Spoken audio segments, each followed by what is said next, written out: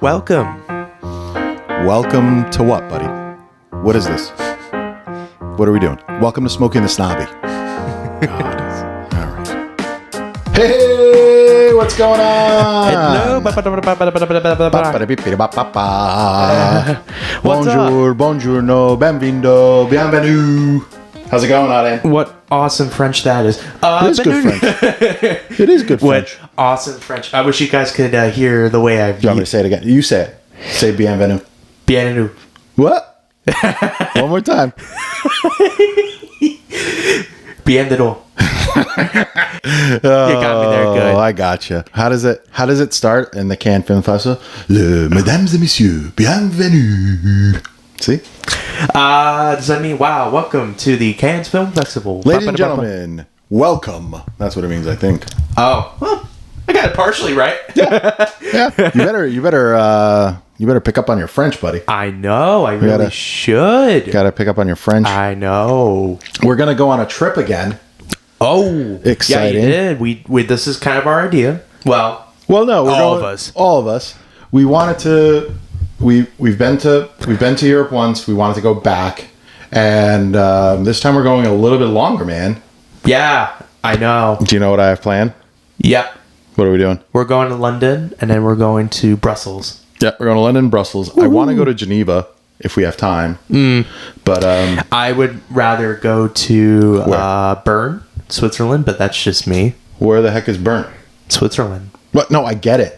I'm picking things for like day trips. That's what I was thinking. That was an idea for a day trip too. Yeah, but where's Bern located in Switzerland? Because Geneva is located 2.5 hours away from our home base of Paris. Man, talk about first world problems. How's it going otherwise? You doing all right? I've been doing good. Just been doing work. I've been doing photos more often as a way to kind of express. Oh, you're getting into photography? I kind of see it as a way to getting into film in some shape or form. I kind of see it as a transition. I'm gonna pick on you. Think of like Gordon Parks. Gordon Parks was a photographer and then directed Shaft. Oh, so I think of it like that. Okay, so you're a modern day Gordon Parks. Kind of. Well, we still have to make. You still have to make a movie one day. One day, Aden's going to make a movie, and then one day, this podcast is going to be dug up by the media. This is going to be lost media. That's it. It's going to be lost media. No, internet's forever, buddy. And then they found out, oh no, I don't like Kevin Costner. Oh no, he's canceled. You don't like Kevin Costner? I don't really care for him that much. I'm sorry. I think he's fine. What? Yeah. I love Kevin Costner. He has done a couple of good performances. Like, I like him in The Untouchables. I like him in The Untouchables. He was good in Untouchables. I'm just very indifferent. What was that movie with the Whitney Houston? Was it The Bodyguard? It was The Bodyguard. That was a great. Did you see that movie? But even then, when you think about The Bodyguard, you don't think of Kevin Costner. You think of Whitney Houston and her soundtrack for that movie. No, I think of Kevin Costner too. Did you see that movie? No, but I have listened to the soundtrack very well. My God, this is so snobby, dude. You got to watch the movie, then judge. Then say whether you like. That's like a seminal movie. Yeah, but when we talk about The Bodyguard, you don't think of Kevin Costner. You think of Whitney Houston. I think and her Kevin soundtrack. Costner. No, I don't. I mean, the soundtrack is important. That's the most well-known part of that movie. No, it's not. Yeah, but do you see people it's out him here carrying her off into the sunset and protecting her. It was a good movie. You should watch it. Maybe. You know what Kevin Costner movie I haven't seen that he's like so like well known for? What? Bull Durham? Field of Dreams? Dances with Wolves. That movie is boring. Was he in that, right? Yes. He also is in the movie, and he directed it. Does he done any movies that are Armeno-centric? No. No, he has not. But you better get on it. Sure. Yeah, he should.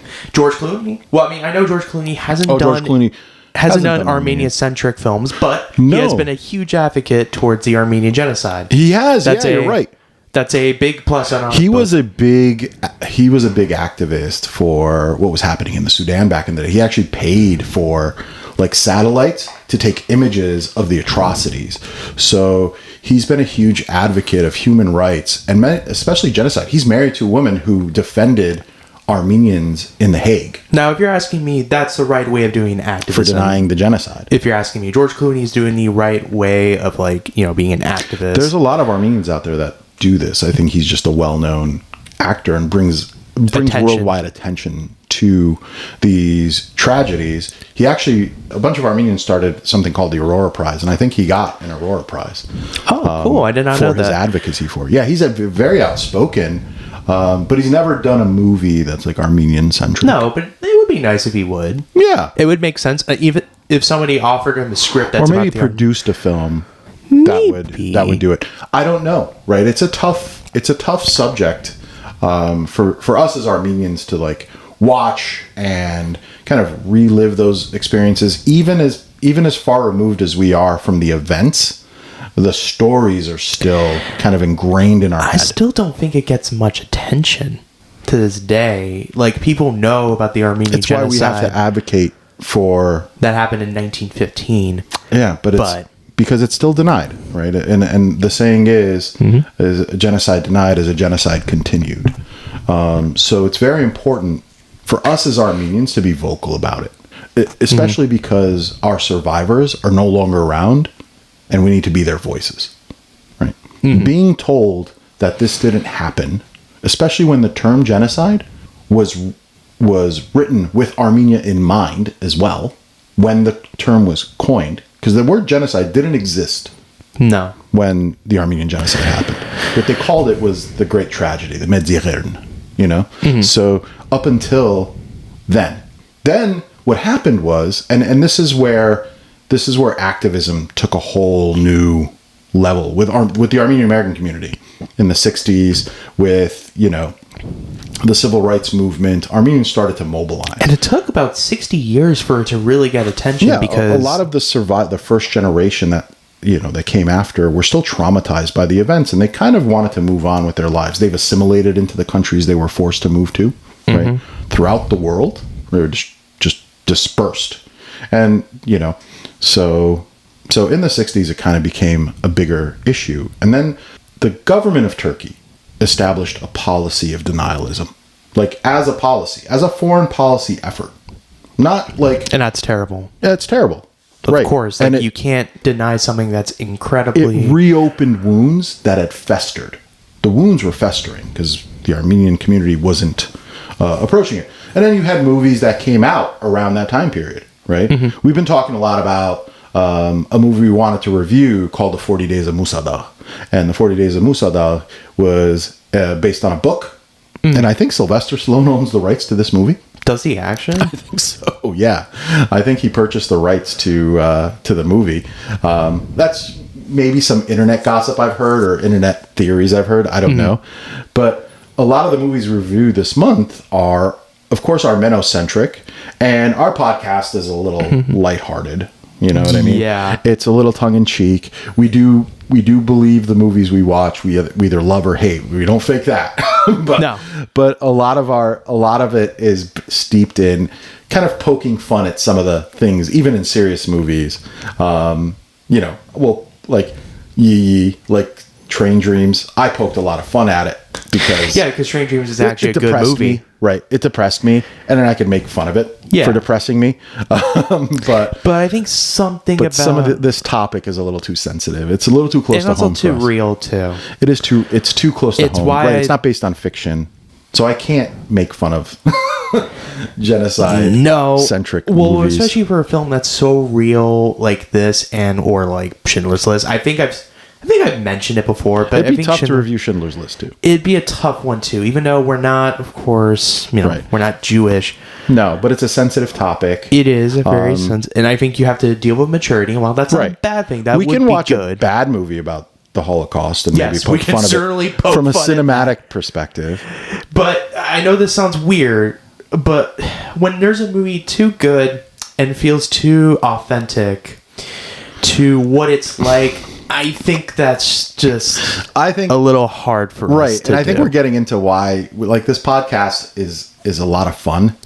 And I think if we haven't reviewed a movie yet that is based on a true story of a tragedy, right? If it's somebody's individual story, like Marty Supreme is based on an individual, right? Yes and no. With Marty Supreme, it's weird. A lot of it is still fictionalized of Marty Fausman, who is a real ping pong player. But I prefer to honor these events with respect and a bit of dignity.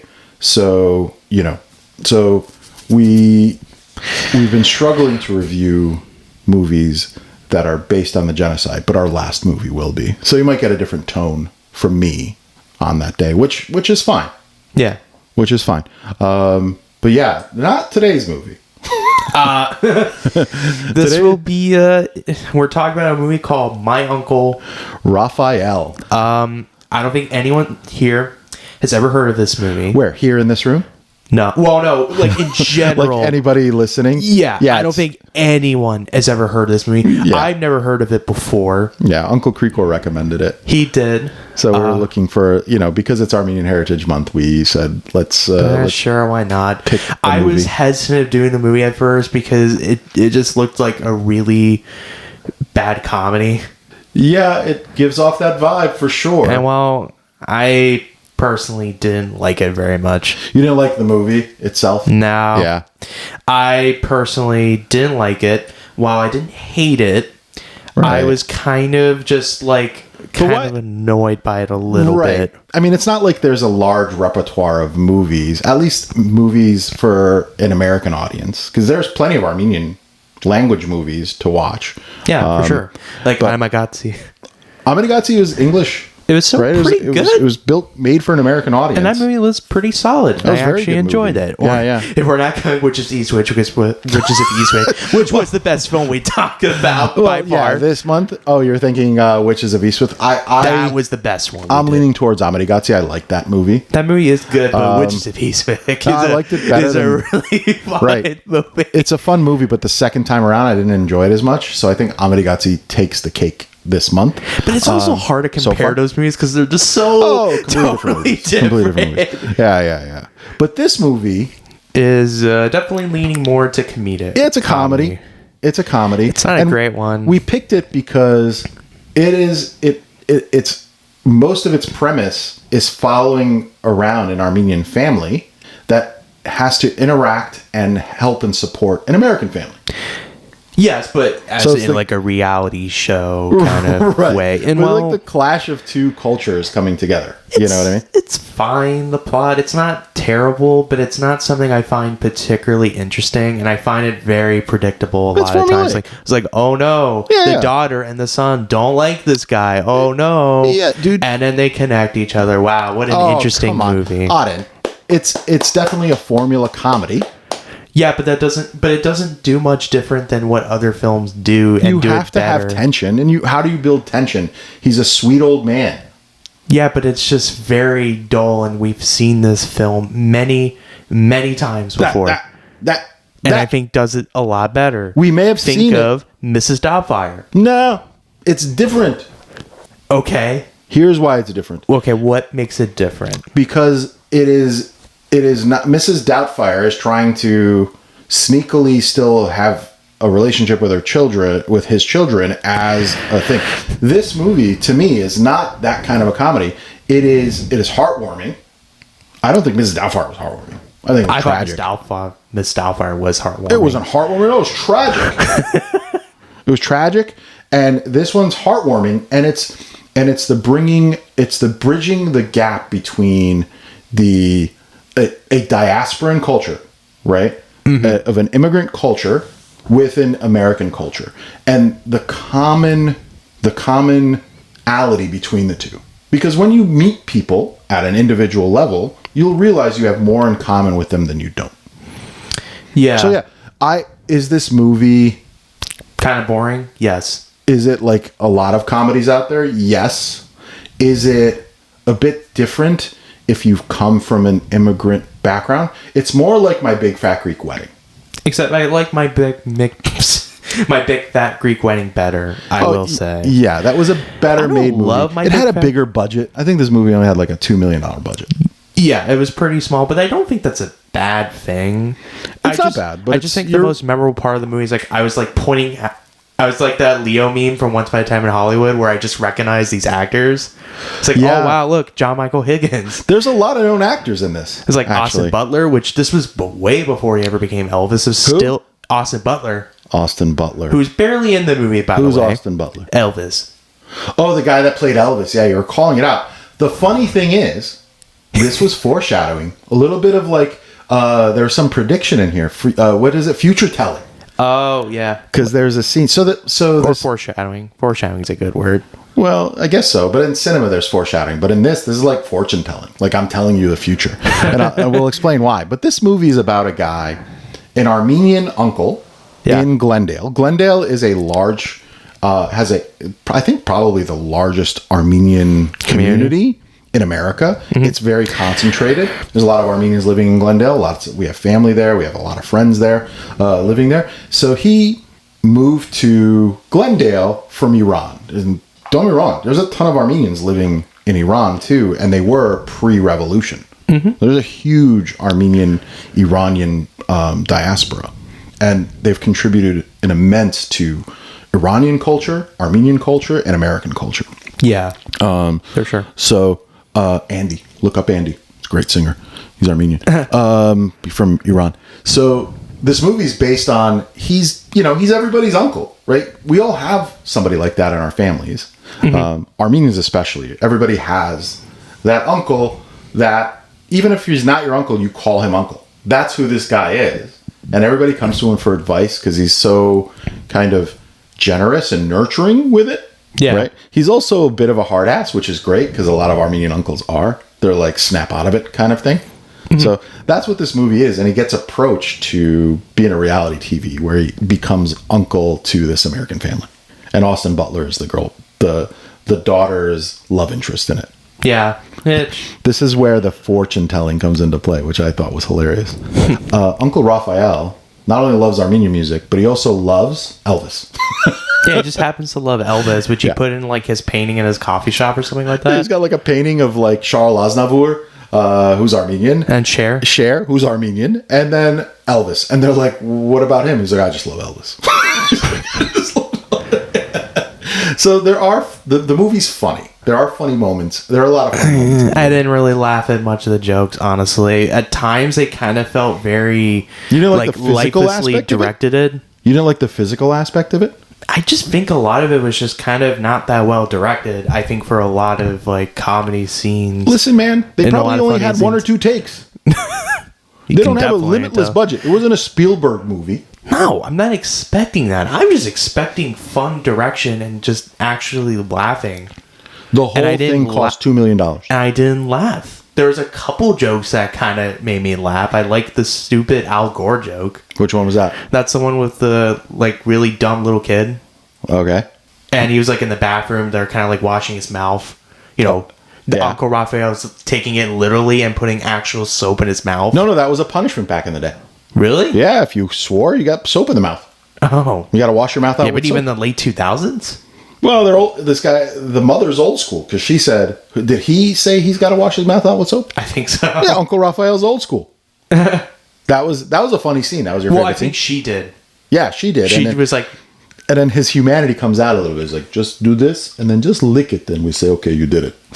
Because back in the day, if you watch old movies and there's a kid that did something bad, they literally stuck the bar of soap in their mouth. They had to wash it out with soap. That was the punishment. Corporal punishment. Yeah. I mean, you're not wrong. That was a funny scene. You know what my favorite scene was? What was your favorite scene? The funniest scene for me is so in this movie, the family's kind of breaking up. The wife thinks the husband cheated and she's divorcing him. And the wife is none other than, who's it, Missy Pyle? I think so, from Dodgeball. And Missy Pyle from Dodgeball. And Charlie and the Chocolate Factory. Charlie Chocolate in the Factory. The mom of the bubblegum girl. Yeah, the mom of the bubblegum girl. She's in it. Her new boyfriend is the guy from Pitch Perfect. Pitch Perfect. I was like, wow. I'm like pointing at my finger and being like, wow, I recognize this actor. Yeah. I had to do that multiple times. I was like the Leo meme from Once Upon a Time in Hollywood. He was in the breakup with Vince Vaughn. Was he was Jenna Aniston's brother. Remember, he was that a cappella singer? Yeah. And he beat the crap out of Vince Vaughn. So he's that actor. And then the husband, he looked familiar too. I've never seen him in something. He looked familiar too. But anyway, she's dating this new guy. She's leaving her husband because she thinks he cheated on her. And the movie kind of starts with us learning about Uncle Rafael, who's a widower. His wife passed away and he was very close to his wife. Yeah. She's incorporated. And that's kind of my problem with that. Why? I just wish they developed it a little bit more, you know, this connection to this family, to like, you know, his wife and everything like that. And Yeah, I wish it developed on it way more, because it feels like it kind of goes nowhere until the ending. There was also some cultural stuff I didn't get. Like in our culture, like they had a party at the cemetery for the mother's birthday. Oh, And they were doing shish kebab and stuff. We don't do that's that. weird. We don't do that. Oh, Right. We have a memorial service at church for their passing, and then we have something called a hokejash, which is a meal we offer all of our friends and family who came to pay their respects. and I don't We do that every year, but we don't do it at the cemetery. I guess we we forgot to talk about the man himself, Raphael, who I think he's fine. I don't find him a particularly You interesting. don't find him endearing? I think he is likable. He's definitely likable. He's lovable. He's downright lovable on it. I think he's likable. No, he's a great. Okay, go ahead. Finish your thought so I can rip into it. I think he's likable. I just wish there were more to him. You know? By the end of the movie. You know, they kind of were trying to make him seem much more interesting than he is. You know, the loss of his wife. It felt like it was developing something more with that, and it goes nowhere for a while. But there was a sadness underneath it all. And that sadness was his wife that died. But even then, 'Cause when he was alone, he was sad. See that though a lot of the times. You can read between the lines, Mr. Cinema Guy. I read between the lines. I don't see it. When he was alone, okay, there was a sadness there. He was quiet. He was somber. When he was around people, he was a little bit more alive. Not really. Which leads me to my favorite funny scene. What? The first when they first gets the camera crew and they go to visit the soon to be ex-husband. Mm-hmm. Yeah. He's not talking to Uncle Rafael, so he kind of coaxes information out of him. Yeah. And eventually the guy kind of starts crying and talking about like he misses his kids, he misses his wife, and Uncle Rafael just slaps him upside the head. And goes, I was like giving a light chuckle with that scene. And he goes, well, the best part was men don't cry. It's something we hear a lot. Yeah. You know, from that generation, it's something we heard a lot. It's like, hey, what are you crying for? There's no crying. It's like, what's it called? A League of Their Own. There's no crying in baseball. And that to me was hilarious. That was because funny. I remembered moments in my childhood where I would be crying over something as a kid, and I don't remember why I was crying or what I was doing, but I remember distinctly Grandpa or our uncles going, "There's no crying. What are you crying for?" There's no crying in baseball. There's no crying in baseball. So it wasn't malicious, but this made me think of that, and it was a little heartwarming for me. Right? It made me think of my childhood. Nobody slapped me upside the head though. Also, too, I mean, and I also kind of have a little bit of problem with the performance. I just wish he sounded much more older, because he didn't really sound that way. Yeah, it's based on I think it's a play. Yeah, I think it's based on a play. Which I kind of said it before. He felt like, when we were watching the movie, he felt like an Armenian Tyler Perry. That's a good word to describe it. It was like Medea, because he's playing multiple characters in this movie. Yeah. He's playing the young son, Hamel. Yeah. And he's playing the dad, Uncle Rafael, who's, obviously his dad. Yeah. And I think it's fine enough. I liked Hamel. I liked the son. It was kind of an exaggerated version of an Armenian hustler. On Raphael's family, because they're all kind of just one-dimensional. They all feel very standard. I think they were showcasing a little bit of especially the daughter character. I couldn't stand her when she was introduced. She was kind of annoying. Which daughter? The Raphael's daughter. Yeah, I didn't like her either. But what they're doing is they're exaggerating kind of Armenian family dynamics. Yeah. You know what I mean? Where everybody's involved. But it's not even that funny. It comes across as being kind of annoying, her performance to me. And that's kind of how it felt like to me. Oh, yeah. Well, she wasn't in it much. But you're right. There was some of that. I liked Hamo's wife. I thought Hamo's was all right. Only because it expressed my love for like Armenian auntie hospitality.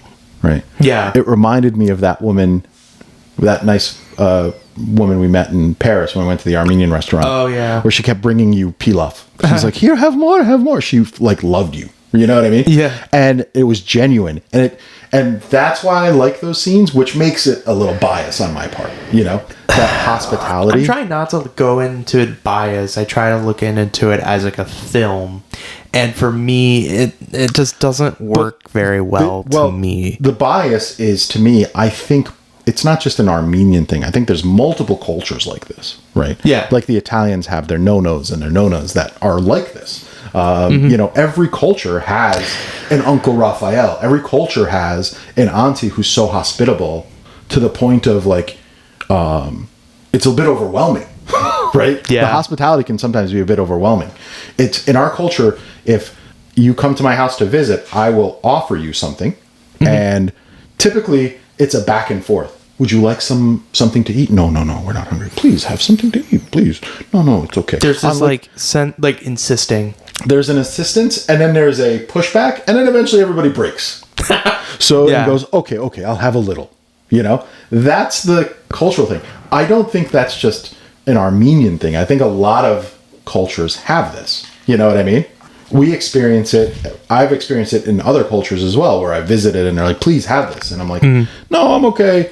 But this movie portrayed that well. So I think if you're watching this from a perspective, you'll see similarities in your family, kind of like my Big Fat Greek Wedding. You know what I mean? Yeah.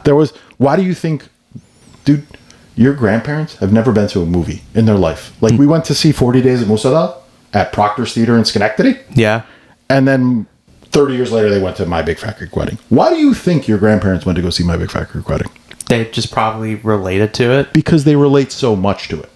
Exactly. Now, so that traversed cultures. This movie traverses cultures too. I have seen My Big Fat Greek Wedding. Yeah. I do like it. I just don't relate to it. All right. I think this is more like My Big Fat Greek Wedding 3. Less of a budget. Than the actual My Big Fat Greek Wedding 3. But even then, I think the movie is like...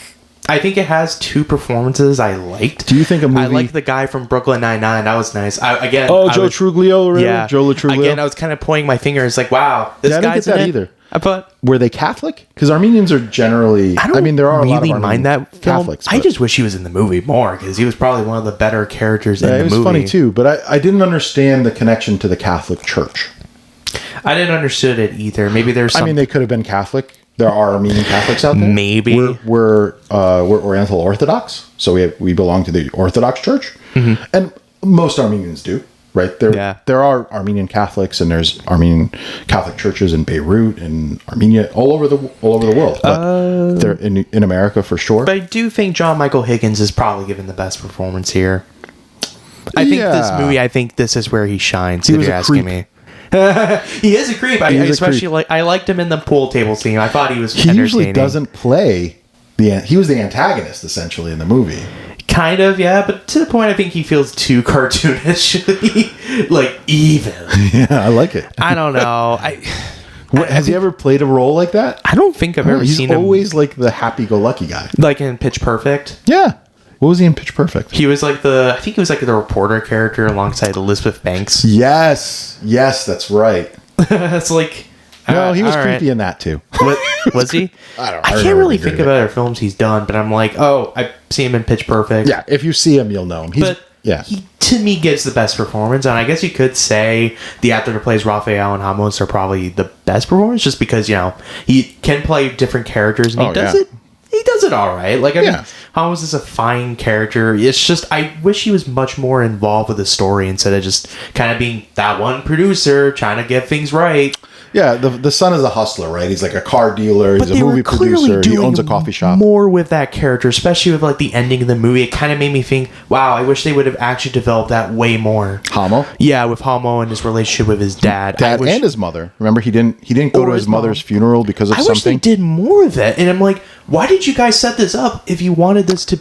Yeah. I see I get what you're saying. And I'm like... I think there was a good movie in there without the reality show for sure piece of it. Yeah, it could have been a movie about an Armenian family. I don't mind the American family either. I just wish it had a bit more involved with the story itself. I get what you're saying. That connection. It could have been its own movie just about the family dynamics of Uncle Rafael and his children and the people in his sphere. Yeah, they added this extra element of he's on a reality show and he's got to. And I'm not really huge on that. I don't think you really needed that to happen. Yeah, it's too much. To me, it was a bit too much. So you would have liked to see the more humanity aspect of the Armenian family's dynamic. But also being genuinely funny. too. It has to I thought it was funny. I think because it's predictable, you don't think it's funny. Yeah. It's predictably funny. And it's a lot of... And also, too, there's just some scenes I just wish were better directed and make it much more effective comedically. Like the flashback scene from, like, the first few minutes of the movie, you know, where he's reading off the essay he was at. There's this explosion scene, but it feels very... Wait, there was an explosion scene? Yeah. What exploded? Remember the car scene? No. Where he was, like, smoking and then, like... And then there's some... Yeah! I'm like... That's how his father died? Yeah, I think that's his father died, and I just wish it felt more comedically effective because it feels very stilted in the way it's directed. Oh man, that gets a Smokey. I forgot about that. I forgot about that scene. Thank you for reminding me. It's like very... I just wish it felt more funnier if it was better directed because it felt very lifeless to me. Yeah, I don't know. That's me. I think there's we said it. It's a low-budget movie, so also, who knows? But even then, there are great comedic films that are still low budget. Like Napoleon Dynamite is a good example of this. Like Napoleon Dynamite is a indie film that happens to be very funny. But see, Napoleon Dynamite wasn't trying to do too much. No. This was trying to do too much, you're saying? Yeah. It didn't need to. Yeah, for sure. Yeah, I think they could have just followed Uncle Rafael along and thrown in a couple of like characters. He was friends with everybody in this movie, right? The guys that look like stereotypical like gangsters. They melt when they see him. Oh, Uncle Rafael, how are you? Those guys. Those guys. The producer of the movie, the girl from she was in Clueless, the TV show, I think. Was she? Yeah, she's in it. And, he's beloved by everybody that he interacts with. Yeah, and I guess it makes it show that, like, he's been around in California for a long time and has developed good relationships. Yeah, maybe it was just easier to build this one situation where he's trying to mend the fence for this family. I don't think Raphael's a terrible character. It's just a character I wish they did more with, and I just wish the performance felt about go deeper more into his character. Yeah, it's very obvious they were trying to do that with his, like, wife, him losing his wife. I just wish we see a little bit more of his grief. It's not even subtle. You just don't really see that. It's just he goes to the funeral. They go to the cemetery a lot. Yeah, but even then, it's very hard to tell if he has conversations with her. But even then, it's very hard to tell if he's ever really emotional about it. You don't feel his grief at any point. You just feel that, hey, this guy's eating food while... No, I'm going to disagree with you there. Okay. I think there's plenty of grief in it. I think we watched 2 different movies then. Because I saw plenty of grief. His wife had died. Remember when he saw the kid eating the apple and it triggered a memory? Yeah. And he got all like nervous? That's where I thought this should have been developed a lot more. And I'm like, and you guys don't do anything with it. I think it steers away from the comedy aspect of the movie. That's the problem. But even then, I think you could have done it both ways, I think. Plane, Trains, and Automobiles is a good example of this. Yeah. Could they have gone... Okay, so let's agree. Plane, Trains, and Automobiles is a funny movie. Who? Plane, Trains, and Automobiles is a funny movie with a good emotional core. I think my Uncle Rafael could have needed it. Because the story very obviously is trying to do that. And it doesn't feel developed upon. Let's write a new script for my Uncle Rafael. And just call it... It's okay. What should we call it?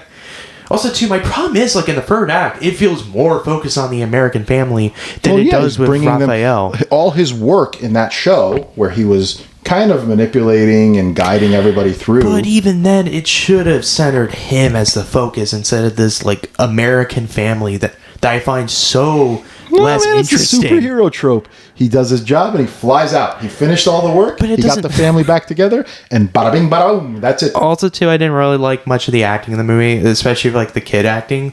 Holy man, it was not good. Oh, the kids. The kids were not very good. Which one? The daughter or the son, or both? Both. Really? They were both not very good. I'm sorry. Oh no. I didn't really like the daughter character very much.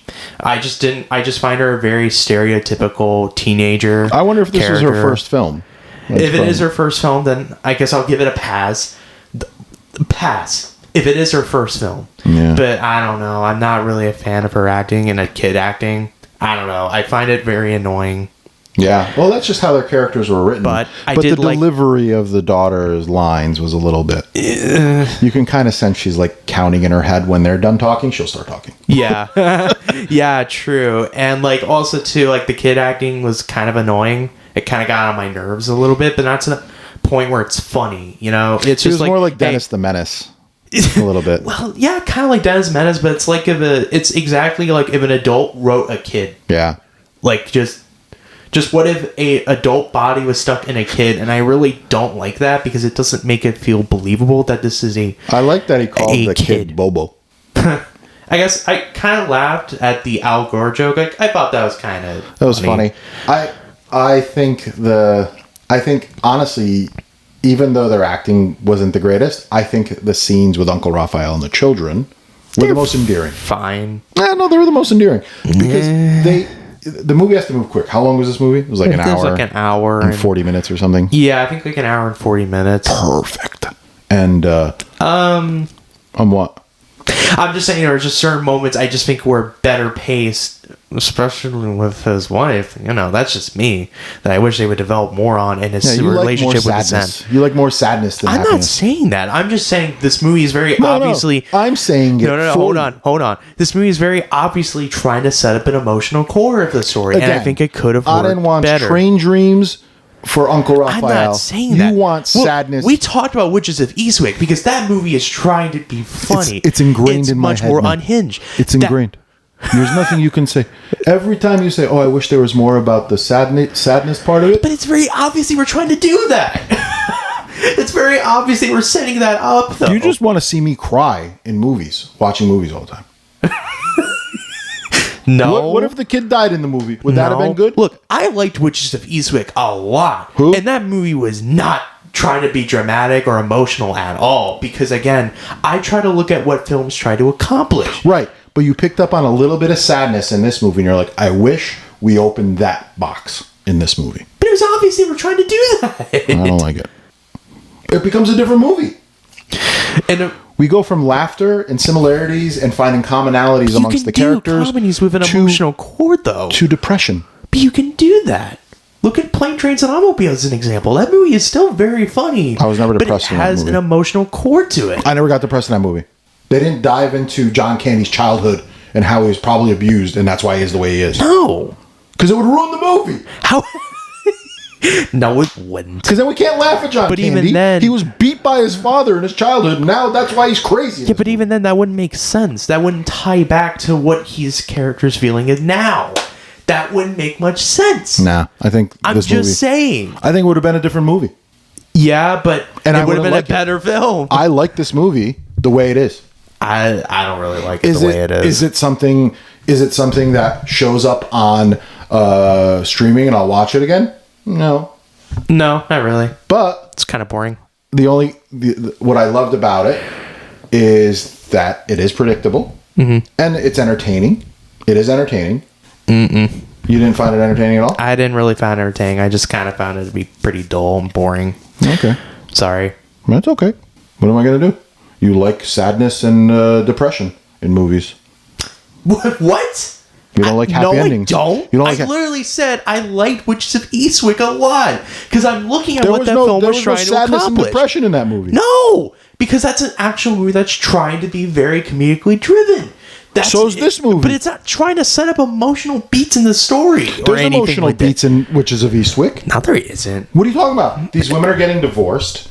Their lives are not that great, and there is depressive things that we don't need to dive into. We know the situation. Uncle Rafael, we also know the situation. We don't need to dive into the poor man's agony of losing his wife. Then I feel nothing towards the graveyard scene with his son because it doesn't feel fulfilled and it doesn't feel effective. What do you mean? He said, my son never came to the funeral. It broke my heart. Then but they never developed it upon it, And then there's the white roses being placed on the grave. No. And then he sees that it's his son. They feel so entirely separate from each other throughout the duration of the movie. We weren't watching the same movie. What do you mean? What? The fact of being right? The fact that you're right? Yeah. I don't think you're right at all. I think there was plenty of emotional context to it. Enough. There was enough of it. I don't think there were enough of it. So now you want them to dive into why the son didn't show up to the funeral and how he's impacted by his mother's death? That would have been nice. Also, because it's clearly... he sent his children to America while he stayed in Iran. They could have dove into that a little bit more. There was tension between the father and the son that they could have dove into a little bit more that they didn't. They wrapped a nice little bow around it. Yeah, but again, it doesn't feel natural. It doesn't. No, that you don't doesn't feel feel natural. any weight to anything going on. No. Actually, I feel stupid by saying that. That sounds pretentious. But I'm saying, like, this film is obviously trying to set up an emotional core, and it goes nowhere for a while because it's focused on this dumb American family That's going through their own things. that I don't and maybe that's find the premise. particularly interesting. Maybe that's you might have just nailed it. Maybe that's the thing. Maybe he's so hell bent on helping others that he kind of brushes the other his own problems under the rug in order to not face his own problems. This movie's deeper than we thought, man. No, it's not. Yeah, it is. We just figured it out. He is so. What a masterpiece this movie Oh is. yeah. Yeah, what This a movie deserves an Oscar now. what an Auden. Oscar-pleasing We figured it out. masterpiece. We figured it out. I didn't figure out anything. Listen to what I'm about to say. And then add like 4 stars to your review. Wait. Listen. I'm going to set it up. Okay. Uncle Rafael helps this family through thick and thin. He lives with them. He does everything he can to support them and to fix their problems. While in the meantime, he has problems too with his family that he doesn't directly face. He kind of walks around. He doesn't talk to his children about those things. But His they son don't- didn't come to the funeral of his own mother, and the father didn't confront him about it. It was just kind of brushed under the rug. Like, no, it's okay. We'll leave it. We're not going to But talk it about goes nowhere. It doesn't need to. It's a movie. We just came to the You conclusion. should develop it. No, through this conversation, we came to the conclusion. No, we didn't. I You take it came back. up with the conclusion. That's I what this didn't. movie's about. It's about facing your own hardships But it and goes not masking, nowhere. It masking doesn't your problems feel. by fixing other people's problems. This is the best movie You of the year. could interpret it that way, but that's not what the movie's When was trying this to movie be. made? It doesn't feel developed. Do you remember when this movie was made? I think it was like 2012. 2012. 2012 I saw or like 2009 or something. I think it was like 2009. Best movie of 2009. No. Oh my God. No. This just made me change the Smokey. That's not even the best film. My Smokey scale is going to break today. So that leads into our ranking. Or what? Our Who was your favorite actor? Was the John Michael Higgins. What was mine? I liked Hamo. Yeah. I liked Hamo. Uncle Raphael's low hanging fruit. He's the main character, so I try not to pick the main character. Even then, most of them are not that great, and they're just Yeah. kind of fine. I don't know. John Michael Higgins is the only one that I feel like I like really Hamo. brings a lot of personality to that character. There wasn't a lot of reviews for this movie, so we're not going to read the reviews. Nope, not today. This is kind of a low budget film, very niche, but yeah, I don't know. I think we figured out the premise. Hopefully, in the next movie they do, it's Uncle Rafael and his relationship with his family. Or maybe watch plays Who? if you want to watch more plays. I don't with know that if he still character, does. 'cause I don't know if he still does the play. I don't think he does. Yeah. I could be wrong, but how we would rate this? How would I rate this? Yeah. I forgot about the explosion scene. And so I'm going to give it 6 Smokies. Okay, 6 Smokies. Mm-hmm. Okay. What do you rate it? 4 out of 10. That's more than I thought you were going to give it, to be honest with you. I didn't Even after my explanation, my revelation. not going to change my opinion See, because it's very obvious that film was trying See? not see, no, this trying is what I not mean. to develop on it. This is what I mean. That still did not change it for me. That's is just what I'm your talking own about. interpretation. That's not what the film was trying. I'm changing your perspective with my You did interpretation. not change my perspective on it. I'm sorry. You really did not. Yeah, because you want a 4-hour movie of a man weeping in his arms. Men don't cry. No. 4 out of what? 4 out of 5? 4 That's out of pretty 10. good. Oh, 4 out of 10. 4 out of 5. Sorry, That's like I a don't like the movie 95%. that much. That's okay. Sorry, I didn't like the movie. I think I liked it. And I liked it for the cultural commonality of it, right? Yeah. I laughed the most at those parts because I relate to them. But I also I also thought the exaggerated kind of stereotypes of Armenians was funny. They're more so kind of just standard Armenian fish out of water jokes. I just didn't really find that funny. They were kind of just whatever. Man. I didn't think they were offensive or bad. It's just like, it's just boring. You're a tough crowd. You're a tough man to What are you please. talking about? You're a tough man to please, man. I don't know. liked Witches of Eastwick. That movie is a very easy movie Why are you for me to comparing this please. to Witches of Eastwick? Because that movie is funny. But this got nothing to do with that. We just talked about it. That's why. This is what was that movie with Skarsgård? Sentimental Valley. This is what Sentimental Value should have been. No, absolutely not. With that budget And this No, storyline, better movie. absolutely not. I don't care. Absolutely not. I don't hear it. Did you laugh once in Situation Room? What's it called? Sentimental Value. Sentimental Value? Yeah, because that movie's not trying to be comedic, though. It should have been. Although I did like the DVD scene. I thought that was kind of funny. The DVDs, yeah. But, like, again... It should have been. I don't think it should have. I'm sorry. Sentimental Value... This movie was better than No, Sentimental Value? No. Better than Yee Yee? No. Better than Train Dreams?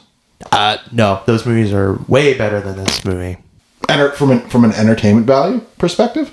Just as a movie. Nah. As a movie, those are way better than what my Uncle Raphael is trying to be. Agree to disagree. Okay. I'll Agree just to accept disagree. that. And I'm going to end it at that because I'm getting really frustrated. No, you aren't. No, I'm not. No, you aren't. No, I'm not. But I can be. Well, I wish you could see my expression right now, but Yeah. I'm like, No, I'm not frustrated with you this time. I kind of figured you were going to review it like this, and it's better than I thought you were going to like it. Yeah. But if you guys like... But I did like a couple of the actors, and Cool. I found some of the jokes to be Do you recommend people to watch funny, it? at least. Not really. Yeah, don't go... I don't really recommend this movie very much. I don't think this is immediately the movie you need to watch. Like, no, I definitely don't think this is not that kind of movie. Yeah. But even then, it's really not that funny. If you're Armenian, it's a fun watch. If you find... But even as an Armenian, like, what are you gonna get out of it? just the funny antics. Even if it's like Armenian music, Armenians love it. Like if there's if there's a duduk playing in a movie, I kind of want to see the movie and see what... Speaking of music, I completely forgot about that, if I'm gonna be honest with you. There's Armenian music, which I thought was great. But even then, it was very forgettable. For me, at least, I found it to be pretty forgettable because I'm like, okay, yeah, you add Armenian music, I get it, you did it. But if I hear like the duduk in a movie, I get excited, like we did for Gladiator. Gladiator Which used it beautifully. Yeah, but for me, I don't know. Yeah, like, it's okay. I don't recommend. You this win movie, some, you lose some. But I'm also not like think you should never watch this movie because I mean, if this movie is on your TV, then honestly, this isn't the worst thing to watch. No, there's far worse things that are on TV than this. I would stop and watch this if there was nothing else to watch. So, but I do recommend it. I do recommend it for like it's a fun family movie. So it's not a lot of like you can watch it with your kids, especially if you can relate to. But also too, there's just if you can relate to the person that Uncle Rafael is in any culture, it's a fun movie to watch. And I don't. Yeah, you got an Uncle Rafael. Yeah, but not like that. I don't relate. No, it's an exaggerated version of that uncle. Of course not. But no, everybody has that uncle, that go-to person you can talk to and get advice from and all that stuff, you know? So yeah. So and you get to have a few of those. You get to have a few of those Uncle Rafaels that you have different conversations with. So yeah, I do too. I have my own Uncle Rafaels that I get to interact with. They're your uncles too, technically, right? Armin Keri, Arlo Keri, Haji Keri, Razmigamo at the time, God rest his soul. But all these people are there, and there's bits and pieces of Uncle Rafael that I see in all of my brother and my brothers and your uncle figures, right? Like Uncle John and Uncle Adam and all these different people you can reach out to and talk to. Mm-hmm. I see that in it. So if you can relate to that, I say watch it. There's nothing wrong. It's a predictable, funny comedy. That's it. It's a predictable, not that funny movie. Bye. Okay. He's going to leave it at that. I'm going to leave it at enjoy it. Have fun. Thanks, everybody. Bye. Coming up next. We'll see you next week. Bye.